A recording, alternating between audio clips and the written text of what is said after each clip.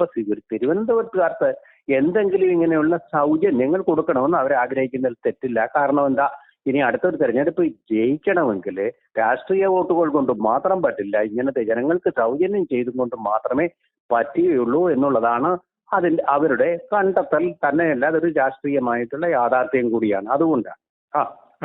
ശ്രീ രാജേന്ദ്രൻ, പുതിയ നിയുക്ത KSRTC മന്ത്രിയാണ് KB ജനേഷ് കുമാർ. അധികാരം ഏറ്റുവരുന്ന ഒരുപാട് മാറ്റങ്ങൾ വരുത്തിയിട്ടുണ്ട്. ഇലക്ട്രിക് ബസ് നിർത്താൻ പോകണു, അതായത് നഷ്ടത്തിൽ ഓടുന്ന ബസ് ഓടണം. പക്ഷേ KSRTC ലാഭത്തിലാക്കാൻ വേണ്ടിയാണ് ചെയ്തത്. പക്ഷേ ഇതിനു മുമ്പ് മുൻ മന്ത്രി ആന്റണി രാജു നടത്തിയ ഒരുപാട് നേട്ടങ്ങളെ വെട്ടി നിരത്തിയാണ് KB Janesh Kumar.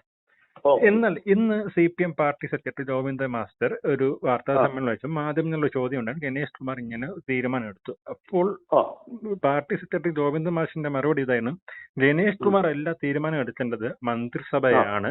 Electric bus ജനങ്ങൾക്ക് നല്ലതിന് ബസ് KSRTC ഓട്ടിക്കും. ഗണേഷ് കുമാറിന്റെ തീരുമാനമല്ല, മന്ത്രിസഭയുടെ തീരുമാനം. CPM പാർട്ടി ഗണേഷ് കുമാറിനെ തള്ളുകയില്ലേ? അല്ല, ഇവിടെ പല കാര്യങ്ങളുണ്ട്. ഇതിന് പല വശങ്ങളുണ്ട്. ഗണേഷ് കുമാറിന്റെ തീരുമാനം പൂർണ്ണമായിട്ട് തള്ളി എന്ന് പറയാൻ പറ്റില്ല. തള്ളുന്നത് എപ്പോഴാ? ഒരു നയപരമായിട്ടുള്ള തീരുമാനം എടുക്കുക എന്ന് പറഞ്ഞാൽ ഗോവിന്ദമാർ ശരിയാണ്. അത് മന്ത്രിസഭയുടെ തീരുമാനം, നയപരമായ തീരുമാനം. ആ നയപരമായ തീരുമാനം എന്നുള്ളത് എന്താണെന്ന് നമ്മൾ വ്യക്തമായിട്ട് ബോധ്യമാവണം. അതായത് കേരളത്തിലെ എല്ലാ ബസ്സുകൾക്കും ബാധകമായിട്ടുള്ള ഒരു തീരുമാനം, ചാർജ് കൂട്ടുക, അല്ലെങ്കിൽ ഈ ട്രാൻസ്പോർട്ട് കണ്ടക്ടർമാരുടെയും ഡ്രൈവർമാരുടെയും ഒക്കെ ശമ്പളം കുറയ്ക്കുക, ഇങ്ങനെയുള്ള അവർക്കൊക്കെ ശമ്പളം കൊടുക്കണ്ടെന്ന് തീരുമാനിക്കുക. 2 മാസം കൂടുമ്പോൾ കൊടുത്താൽ മതി, കൊടുത്തില്ലേലും കുഴപ്പമില്ല. അവരുടെ പെൻഷൻ തീരെ കൊടുക്കണ്ട, ഇങ്ങനെയൊക്കെയുള്ളതാണ് നയപരമായ തീരുമാനം. അങ്ങനൊരു തീരുമാനം നമ്മൾ എടുക്കുമ്പോൾ തീർച്ചയായിട്ടും മന്ത്രിസഭയുടെ അനുമതി വേണം. ഇവിടെ എന്താ സംഭവിച്ചത്? ഇലക്ട്രിക് ബസ്സുകളിൽ അവിടെ തിരുവനന്തപുരത്തെ സംബന്ധിച്ചിടത്തോളം 10 രൂപ നിരക്കിലാണ് സിറ്റി മുഴുവൻ കറങ്ങാം. 10 രൂപയുടെ ടിക്കറ്റ് എടുത്താൽ ഒരു ദിവസം മുഴുവൻ സിറ്റി മുഴുവൻ കറങ്ങി കാണാം എന്നുള്ള രീതിയിലാണ് തിരുവനന്തപുരത്ത് ഈ സിറ്റി ബസ്സുകൾ പ്രവർത്തിക്കുന്നത്. വളരെ വില കുറച്ചാണ്, വളരെ ചാർജ് കുറച്ചുമാണ് അവിടെ ഓടിക്കൊണ്ടിരിക്കുന്നത്. അതിനെ അവിടേക്ക് മാത്രമാണ് ഇപ്പൊ പ്രധാന ഈ സിറ്റികളിൽ അവിടെ മാത്രമേ ഉള്ളൂ ഇപ്പൊ ഈ ഇലക്ട്രിക് ബസ് സർവീസ് എന്ന് പറയുന്നത്. ധാരാളം ബസ്സുകൾ വാങ്ങിച്ചു കൂട്ടിയിട്ട് കുറെ നാൾ അത് ഇപ്പൊ ചാർജർ ഇല്ലാതെ കിടന്നു, കുറെ നാൾ ബാറ്ററി ഇല്ലാതെ കിടന്നു, അവസാനം ഇത് പ്രവർത്തന സജ്ജമായി. അപ്പോൾ 10 രൂപ വെച്ച് സിറ്റി മുഴുവൻ നടക്കുക, വെറുതെ കിടന്ന ബസ് എടുത്ത് ഓടിക്കുമ്പോൾ എന്നുള്ള തീരുമാനം ആന്റണി രാജു എടുക്കാനും കാര്യമുണ്ട്. കാരണം ആന്റണി രാജു തീർച്ചയായിട്ടും തിരുവനന്തപുരം നിന്ന് മത്സരിക്കുന്ന ആളാണ്. അതുപോലെയാണ് അദ്ദേഹത്തെ പിന്തുണച്ചു വന്ന VK അരുൺകുമാർ MLA-യും അദ്ദേഹവും തിരുവനന്തപുരത്ത് നിന്ന് മത്സരിക്കേണ്ടതായിട്ട് വരുന്നുണ്ട്. അപ്പൊ തിരുവനന്തപുരത്തുകാർക്ക് എന്തെങ്കിലും ഇങ്ങനെയുള്ള സൗജന്യങ്ങൾ കൊടുക്കണമെന്ന് അവർ ആഗ്രഹിക്കുന്നതിൽ തെറ്റില്ല. കാരണം എന്താ, ഇനി അടുത്തൊരു തെരഞ്ഞെടുപ്പ് ജയിക്കണമെങ്കിൽ രാഷ്ട്രീയ വോട്ടുകൾ കൊണ്ട് മാത്രം പറ്റില്ല. ഇങ്ങനത്തെ ജനങ്ങൾക്ക് സൗജന്യം ചെയ്തും കൊണ്ട് മാത്രമേ പറ്റുകയുള്ളൂ എന്നുള്ളതാണ് അവരുടെ കണ്ടെത്തൽ. തന്നെയല്ല, അതൊരു രാഷ്ട്രീയമായിട്ടുള്ള യാഥാർത്ഥ്യം കൂടിയാണ്. അതുകൊണ്ടാണ്. പക്ഷെ ഗണേഷ് കുമാർ എന്ന് പറഞ്ഞ ചാർജ് എടുത്ത മന്ത്രിയെ സംബന്ധിച്ചിടത്തോളം നമുക്കറിയാം, നേരത്തെ മന്ത്രിസഭയിൽ ഇരുന്നപ്പോഴും അദ്ദേഹം ധാരാളം പരിഷ്കാരങ്ങൾ വരുത്തി. നമുക്ക് ഈ ഗ്രാമാന്തരങ്ങളിലൂടെ ഇത്രയും നീളമുള്ള ഈ ബസ് വീശി എടുത്തുകൊണ്ട് കഷ്ടപ്പെട്ടു പോകുന്ന ഡ്രൈവർമാർ, അതിലാളുണ്ടോ അതുമില്ല, 4-5 പേര് കാണും. അങ്ങനെയുള്ള ബസ്സുകൾ, വലിയ കൂറ്റൻ ആന വണ്ടികൾ അതിലൂടെ ഒക്കെ കൊണ്ടുപോകുമ്പോൾ അപകടങ്ങൾ അവിടെ മറവിൽ തിരിവ് സൂക്ഷിക്കുക എന്ന് പറഞ്ഞ് പതിയിരിക്കുന്നു. അതുപോലെ തന്നെ വലിയ പെട്രോൾ ഫ്യുവൽ ചെലവുണ്ടാകുന്നു. ഡ്രൈവർമാർക്ക് അത് ഓടിക്കാനുള്ള ബുദ്ധിമുട്ട്. ഇങ്ങനെ പല പ്രായോഗികമായിട്ടുള്ള പരിമിതികളെ മറികടക്കാൻ വേണ്ടി അദ്ദേഹം ആവിഷ്കരിച്ച ഒന്നാണ് മിനി ബസ്സുകൾ, KSRTC മിനി ബസ്സുകൾ. ആ പരിഷ്കാരം ഗ്രാമാന്തരങ്ങളുടെ ഒരു പ്രയാസവും ഇല്ലാതെ ഈ വണ്ടികൾ പോകുന്നതിന് ഇടയാക്കിയ ഒരു പരിഷ്കാരമായിരുന്നു. അദ്ദേഹം ഡ്രൈവർമാരുമായിട്ടും കണ്ടക്ടർമാരും അദ്ദേഹത്തിന്റെ ആദ്യ ഊഴത്തിൽ നല്ല ബന്ധത്തിലായിരുന്നു. സമയത്തിന് ശമ്പളം കൊടുക്കാൻ, അവരുടെ വിശ്വാസം ആർജിക്കാനും അങ്ങനെ ഒറ്റക്കെട്ടായിട്ട് മന്ത്രി മുതൽ MD മുതൽ GM മുതൽ താഴോട്ട് ഈ KSRTCയിലെ ഉദ്യോഗസ്ഥന്മാരും അവിടുത്തെ വെള്ളാനകളും എല്ലാം കൂടി ഒരുമിച്ച് ഒരു സൗഹാർദ്ദത്തോടു കൂടി മുന്നോട്ട് കൊണ്ടുപോകാൻ കഴിഞ്ഞ ഒരേ ഒരു മന്ത്രിയാണ് ഇദ്ദേഹം എന്ന് പറയുന്നതിലും തെറ്റില്ല. അപ്പൊ ഇതിനു മുമ്പ് ഭരിച്ചിരുന്ന മുൻ മന്ത്രി ആന്റണി രാജുവിന്റെ ഒരുപാട് ബസ്സുകളാണ് ഇപ്പൊ വെട്ടി നിരത്തുന്നത്. അതായത് ഇലക്ട്രിക് ബസ് വേണ്ട കുറെ റൂട്ടുകൾ വെട്ടി നിരത്തുന്നു. അപ്പൊ അന്ന് ഒരു സർക്കാർ ഇതേപോലെ നിർത്തില്ല. ഇപ്പൊ ഗണേഷ് കുമാർ വന്നിട്ട് ഈ ഇത്രയും നഷ്ടങ്ങൾ നികത്താൻ വേണ്ടിയാണ് പറയുന്നത് പറയും. അതെന്തുകൊണ്ടാണ് അങ്ങനെ നഷ്ടം നികത്താൻ ശ്രമിക്കുന്നത്? KSRTCക്ക് കോടതി പറയുമ്പോ ഗവൺമെന്റ് പൈസ കൊടുക്കുന്നു. കഴിഞ്ഞ 100 കോടി രൂപ കൊടുത്തു, 85 കോടി കൊടുത്തു. എന്തുകൊണ്ട് KSRTC ജീവനക്കാർ പരാതി എഴുതിക്കൊണ്ട് എപ്പോഴും കോടതിയിലേക്ക് പോകുന്നു? ശമ്പളമില്ല, പെൻഷനില്ല, അവർക്ക് ജീവിക്കാൻ മാർഗമില്ല, ആത്മഹത്യകൾ ഉണ്ടാകുന്നു, ജീവിക്കാൻ നിവൃത്തിയില്ലാതെ കരയുന്നു, അവര് ഭിക്ഷ എടുക്കുന്നതിന്. ഇത്രയും ബസ്സുള്ള റൂട്ട് ക്യാൻസൽ ചെയ്യുമ്പോൾ വീണ്ടും നഷ്ടത്തിലല്ലേ പോവുള്ളൂ? അങ്ങനെയല്ല പോകുന്നത്. നഷ്ടത്തിലുള്ളതാണ് ക്യാൻസൽ ചെയ്യുന്നത്, ലാഭത്തിലുള്ളത് ഒന്നും ക്യാൻസൽ ചെയ്യുന്നില്ല. അങ്ങനെ സൗജന്യങ്ങൾ പലതും അനുഭവിക്കുന്നുണ്ട്. ഇപ്പൊ സ്കൂളുകളിലേക്കുള്ള ബസ്സുകളെന്നും പറഞ്ഞ് ഇപ്പൊ കൊടുക്കുന്നുണ്ട്. 5 പൈസയുടെ വരുമാനം അതിൽ നിന്ന് ഗവൺമെന്റിന് കിട്ടുന്നില്ല. ഈ പാവപ്പെട്ട ഡ്രൈവർമാർക്ക് അവിടെ താമസിക്കാനോ കണ്ടക്ടർമാർക്ക് താമസിക്കാനോ ശൗചാലയത്തിൽ പോകാനും പോലും വെള്ളം കുടിക്കാൻ പോലും സൗകര്യമില്ല. അവരുടെ കയ്യിൽ നിന്ന് മുടക്കണം. ഇതിനൊക്കെ എതിരെ തൊഴിലാളികൾക്ക് അനുകൂലമായിട്ടുള്ള ഒരു നിലപാടാണ് ഗണേഷ് കുമാർ സ്വീകരിച്ചത്. അത് കണ്ടില്ലെന്ന് നമുക്ക് നടിക്കരുത്. ഈ ഒരു മന്ത്രിക്ക് അദ്ദേഹത്തിന്റെ വകുപ്പിൽ നിന്നുകൊണ്ട് എടുക്കാവുന്ന തീരുമാനങ്ങളാണ് ഇത്. തൊഴിലാളി വർഗ ഗവൺമെന്റിന്റെയും തീരുമാനമാണ്. CPM ഇപ്പോഴും അങ്ങനെ തന്നെയാണല്ലോ അവകാശപ്പെട്ടുകൊണ്ടിരിക്കുന്നത്. അപ്പൊ തൊഴിലാളി വർഗ പക്ഷത്ത് നിന്നുകൊണ്ട് നോക്കുമ്പോൾ ഇതിന്റെ ലാഭം വർദ്ധിപ്പിച്ചുകൊണ്ട്, ഇതിന്റെ വരുമാനം വർദ്ധിപ്പിച്ചുകൊണ്ട് അല്ലാതെ കൊടുക്കാൻ ഒരു മാർഗവും ഇല്ലെന്ന് തന്നെ ഗവൺമെന്റിന്റെ നയമാണ്. ഇനി എപ്പോഴും കെ ബി ജനേഷ് കുമാർ അധികാരത്തിൽ വന്നതിന് അന്ന് മുതൽ മുൻ മന്ത്രി ആന്റണി രാജുവിനെതിരെയാണ് പ്രവർത്തിക്കുന്നത്. അതൊരു CPM പാർട്ടി അംഗീകരിച്ചു കൊടുക്കൂ. കാരണം ഞാൻ ധിക്കാരത്തിന്റെ ഒരു സ്വഭാവത്തിലാണ് കെ ബി ജനേഷ് കുമാർ പെരുമാറുന്നത്. ആന്റണി രാജു കൗശലക്കാരനായിട്ടുള്ള ഒരു വക്കീലായിരുന്നു എന്നുള്ളത് എല്ലാവർക്കും അറിയാവുന്നതാണ്. അദ്ദേഹം എങ്ങനെയാണ് തന്റെ ഒരു കക്ഷിയെ രക്ഷിക്കാൻ വേണ്ടി കോടതിയിൽ നിന്ന് തൊണ്ടി മുതൽ, അതെന്താണെന്ന് ഞാൻ പറയുന്നില്ല, അത് എടുത്തുകൊണ്ടുപോയി അതിന്റെ സൈസ് മാറ്റി അളവ് മാറ്റിയ ആളാണ്. കൗശലക്കാരനായിട്ടുള്ള പ്രായോഗിക രാഷ്ട്രീയം നന്നായിട്ട് അറിയാവുന്ന ആൾ. അതിന്റെ രക്ഷപ്പെട്ടുകൊണ്ട് 2.5 വർഷം അദ്ദേഹം നിന്നു.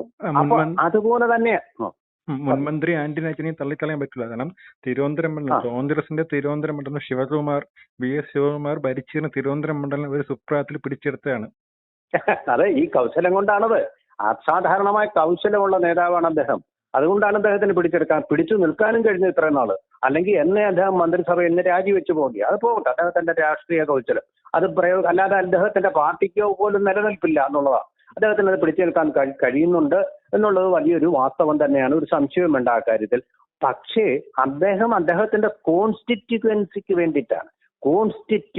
വേണ്ടിയിട്ട് നിയോജക മണ്ഡലത്തിന് വേണ്ടിയിട്ടാണ് ഊന്നൽ കൊടുത്തത്. ഇവിടെ ഇപ്പൊ ഇദ്ദേഹം ഇങ്ങനെയല്ല. ആ KSRTCയിലെ സർവമാന തൊഴിലാളികൾക്കും വേണ്ടിയിട്ടുള്ള നടപടി, ഇങ്ങനെയുള്ള പരിഷ്കാരങ്ങൾ ഇല്ലെങ്കിൽ KSRTC എന്ന് പറയുന്നത് കേരളത്തിന്റെ ഒരു ആനയല്ല, വെള്ളാന തന്നെയായിട്ട് മാറും. കേരളത്തിന്റെ പണം, സാധാരണക്കാരന്റെ നികുതി പണമെല്ലാം ഹോമിക്കാനുള്ള വെറും ഒരു ഹോമകുണ്ഡമായിട്ട് മാറും. ഈ സാധാരണക്കാരന്റെ വരുമാനങ്ങളെല്ലാം അവിടെ ഹോമിക്കപ്പെടും. അതിന്റെ ഹവിസ് ഭക്ഷിക്കുന്നത് അവിടെ ജോലി എടുക്കാതിരിക്കുന്ന ആൾക്കാരായിരിക്കും, അവിടുത്തെ വെള്ളാനകളായിരിക്കും. അങ്ങനെ ഒരു സ്ഥിതിവിശേഷത്തിലാണ് ഇപ്പൊ KSRTC നീങ്ങിക്കൊണ്ടിരിക്കുന്നത്. നഷ്ടത്തിൽ നിന്ന് നഷ്ടത്തിലേക്ക്. എല്ലാ പരിഷ്കാരങ്ങളെയും എതിർക്കുക, സുശീൽ ഖന്ന പരിഷ്കാരങ്ങളെ എതിർത്തുകൊണ്ട്, അങ്ങനെ തങ്ങൾക്ക് ജോലി ചെയ്യേണ്ടി വരുന്ന കാര്യങ്ങളെ എല്ലാം എതിർത്തുകൊണ്ടും തൊഴിലാളി താല്പര്യം അങ്ങനെയല്ല രക്ഷിക്കേണ്ടത്. അവർക്ക് സ്ഥിരമായിട്ടുള്ള വരുമാനം, ഒരിക്കലും നഷ്ടപ്പെടാത്ത പെൻഷൻ, ശമ്പളം, ഇതെല്ലാം ഉറപ്പാക്കുന്നതിനുള്ള ഒരു പ്രായോഗികവും അതുപോലെ തന്നെ കോമൺ സെൻസ് ഉള്ളതുമായിട്ടുണ്ട്. അതിബുദ്ധി ഉള്ളതെന്ന് ഞാൻ പറയുന്നില്ല, ഇത് കോമൺ സെൻസ്, സാമാന്യ ബുദ്ധിയും ഉള്ളതുമായിട്ടുള്ള തീരുമാനങ്ങളാണ് ഇദ്ദേഹം എടുത്തിട്ടുള്ളത്. ഇദ്ദേഹം ശരിക്കും ഒരു ഭരണ പാഠവുമുള്ള വ്യക്തി തന്നെയാണ്. ഒരു പക്ഷെ പൈതൃകമായിട്ട് തന്റെ അച്ഛൻ R ബാലകൃഷ്ണപിള്ളയിൽ നിന്ന് കിട്ടിയ തന്റെ ഇടത്തോടു കൂടി തീരുമാനമെടുക്കാനുള്ള കഴിവാണ് ഇവരുടെ രണ്ടിന്റെയും പൊതുധാര എന്ന് പറയുന്നത്, പൊതുവായിട്ടുള്ളൊരു ഗുണം എന്ന് പറയുന്നത്. ഇവർക്ക് രണ്ടും പൊതുവായിട്ട് അതുണ്ട്. അപ്പൊ അതിന്റെ ഒരു നാൾ വഴിയിലൂടെ വന്നിട്ടാണ് ധീരമായിട്ട് തീരുമാനങ്ങൾ എടുത്തെങ്കിൽ മാത്രം, ഇച്ഛാശക്തിയോടെ മുന്നോട്ട് പോയെങ്കിലേ കാര്യങ്ങൾ നടക്കത്തുള്ളൂ. അപ്പൊ ഈ ഘട്ടത്തിൽ തന്നെ മന്ത്രിസഭയാണ് തീരുമാനം എടുക്കേണ്ടതെന്ന് ഗോവിന്ദൻ മാഷ് പറഞ്ഞത് ശരിയാ. പക്ഷെ ഇതുപോലെയുള്ള മന്ത്രിക്ക് സ്വന്തമായിട്ട് എടുക്കാവുന്ന തീരുമാനങ്ങളുണ്ട്. ആ തീരുമാനങ്ങൾ മാത്രമേ ഇപ്പോൾ എടുത്തിട്ടുള്ളൂ. പോളിസി മാറ്റർ, ചാർജ് കൂട്ടം, ഞാൻ നേരത്തെ തുടക്കത്തിൽ പറഞ്ഞതുപോലെ തന്നെ ഇതിന്റെ ചാർജ് വർധന, അങ്ങനെയുള്ള കാര്യങ്ങളിലൊന്നും അല്ല തീരുമാനം എടുത്തിരിക്കുന്നത്. ഓരോ തീരുമാനം എടുത്തപ്പോഴും CPM പാർട്ടിയോ ഗോവിന്ദ മാഷോ ശ്രീ മുഖ്യമന്ത്രി ഒന്നും തള്ളി പറഞ്ഞിട്ടില്ല. പക്ഷെ ഇന്ന് ജനേഷിന്റെ ധിക്കാരപര സ്വഭാവമാണ് പാർട്ടി തള്ളി പറഞ്ഞത്. ഞാൻ മറ്റൊരു കാര്യം കൂടി ശ്രദ്ധപ്പെടുത്തണം. ഗണേഷ് കുമാറിന്റെ കൂടെ അധികാരത്തിൽ വന്ന കടകംപള്ളി രാമചന്ദ്രൻ, ആ മന്ത്രി അധികാരത്തിൽ വന്നപ്പോൾ തൊട്ട് മുമ്പ് ഉണ്ടായിരുന്ന മന്ത്രിയുടെ ഒരു നിയമനങ്ങളും റദ്ദായി കളഞ്ഞിട്ടില്ല. ഗണേഷ് കുമാർ അധികാരത്തിൽ വന്ന ഉടനെ ആന്റണി രാജു കുറച്ച് MVD ഉദ്യോഗസ്ഥരെ ട്രാൻസ്ഫർ ചെയ്തിരുന്നു. ആ ഉത്തരവ് റദ്ദ് ചെയ്യായിരുന്നു. അല്ലെ, അദ്ദേഹം മന്ത്രിസഭയിൽ വരുന്നതിന് മുമ്പ് തന്നെ ആന്റണി രാജുവിനെ എതിർത്ത് പറഞ്ഞിരുന്നു. മന്ത്രിയാവുന്നത് ആ അഭ്യൂഹം വന്ന സമയം മുതൽ അദ്ദേഹം എതിർത്ത് പറഞ്ഞിരുന്നു. പക്ഷേ ഒരു സിനിമ സ്റ്റൈൽ ഇതാണ് രാഷ്ട്രീയത്തിൽ കാണിക്കുന്നത്. സിനിമ സ്റ്റൈലാണെന്ന് എനിക്ക് തോന്നുന്നില്ല. സിനിമാ വകുപ്പ് കിട്ടണമെന്ന് അദ്ദേഹം പറഞ്ഞിരുന്നു, അത് കിട്ടിയില്ല. പക്ഷേ ആന്റണി രാജുവിനോടുള്ള അദ്ദേഹത്തിന്റെ എതിർപ്പ് എന്ന് പറയുന്ന എല്ലാ ഭാരങ്ങളുടെ താൻ മന്ത്രിയാവുമ്പോൾ തന്റെ തലയിൽ കെട്ടിവെക്കുക. ഈ ഭാരങ്ങളെല്ലാം തനിക്കൊരു മുൾക്കിരീടമായി ചുമക്കേണ്ടി വരിക എന്നുള്ള ഒരു ആശങ്ക കൊണ്ടായിരിക്കാം അദ്ദേഹം പറഞ്ഞത്. അപ്പൊ ഇതിനെ ലാഭകരമാക്കുക. ആന്റണി രാജു 2.5 വർഷം കഴിയുമ്പോൾ അടുത്ത മന്ത്രി KB ജനേഷ് കുമാറാണ്. അപ്പൊ KSRTC കിട്ടുള്ളൂ. KSRTC അതെ, അതിന്റെ കൂടെ അദ്ദേഹം സിനിമാ വകുപ്പ് തനിക്ക് താല്പര്യവും പരിചയവും ഉള്ള മേഖലയായതുകൊണ്ട് അതും കൂടി അദ്ദേഹം ആവശ്യപ്പെട്ടിരുന്നു. അതെന്തായാലും അദ്ദേഹത്തിന് കിട്ടിയില്ല. അതിപ്പോ മുഖ്യമന്ത്രിയുടെ തീരുമാനമാണ്. അത് അവസാനം ഒരു കാര്യത്തിൽ അതൊക്കെയാണ്. ജനേഷ് കുമാർ അധികാരത്തിൽ വന്ന ഉടനെ 1 മാസത്തിനകത്ത് തന്നെ പാർട്ടി ഇപ്പൊ തന്നെ തള്ളി പറയാണ്. അപ്പൊ 2.5 വർഷം ഇനി ജനേഷ് കുമാർ ആ കസറി ഇരിക്കും തോന്നുന്നുണ്ടോ? തീർച്ചയായിട്ടും ഇദ്ദേഹം അങ്ങനെയാണ്.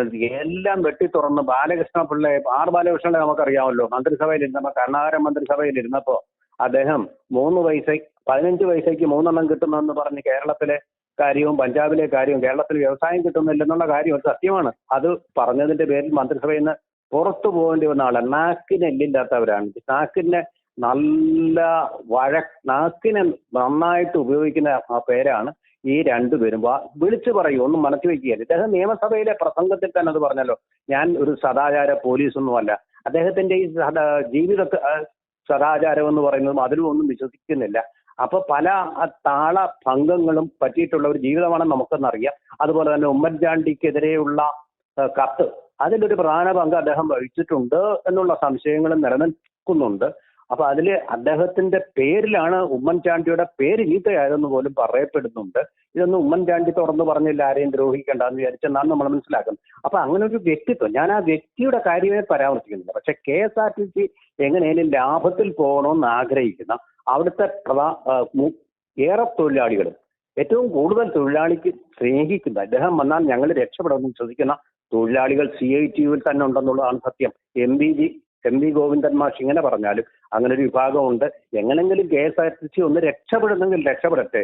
സൗജന്യങ്ങൾ കൊടുത്തുകൊണ്ടല്ല, അത് ഭരണ കാര്യക്ഷമത പുലർത്തിക്കൊണ്ട്, അതുപോലെ സാമ്പത്തിക അച്ചടക്കം പാലിച്ചുകൊണ്ട്, സൗജന്യങ്ങൾ കോരിക്കൊടുത്തുകൊണ്ടല്ല, അത് കാര്യക്ഷമതയുള്ള ഒരു മാനേജ്മെന്റിന്റെ നേതൃത്വത്തിൽ മുന്നോട്ട് പോകട്ടെ. ഇപ്പൊ ആന്റണി രാജു, ഗണേഷ് കുമാർ എന്നുള്ള വ്യക്തികൾ തമ്മിലുള്ള വൈരമല്ല, ഈ രാജ്യത്തിന്റെ മുന്നോട്ടുള്ള യാത്രയാണ് KSRTC. ഒരുപാട് നന്ദി രാജേന്ദ്രൻ.